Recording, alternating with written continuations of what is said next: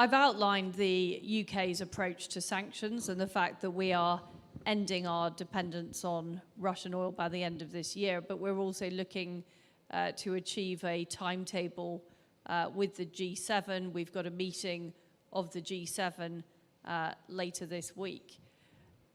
I think it's very important, though, that we respect other countries' decisions about the issues that they face. You know, India is a sovereign nation. I'm not going to tell India what to do. What I've said is, as a member of the UK government that has signed up to the Budapest Memorandum, I feel a strong responsibility on behalf of the United Kingdom to take all the action we can to support the people of Ukraine. But that is not the same as going around telling other countries what to do. Final question. May I just add a word there? Of course. You know, it's interesting because we've seen for some time what looks almost like a campaign on this issue. Now, I was just reading a report today that in the month of March, Europe has bought, I think, 15% more oil and gas from Russia than it did the month before.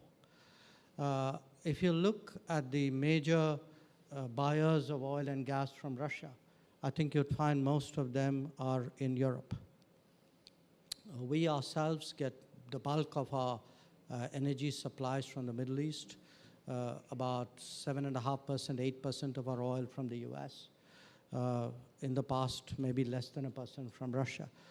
When oil prices go up, I think it's natural for countries to go out into the market and look for what are good deals for their people.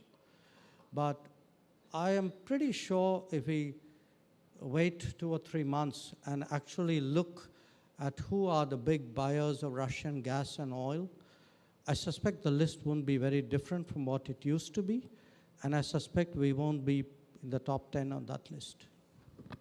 Foreign Secretary. I think there's also a broader point here, which is, you know, I've said this about Europe, that over a number of years, Europe prioritized cheap gas, cheap goods over looking at our long-term security.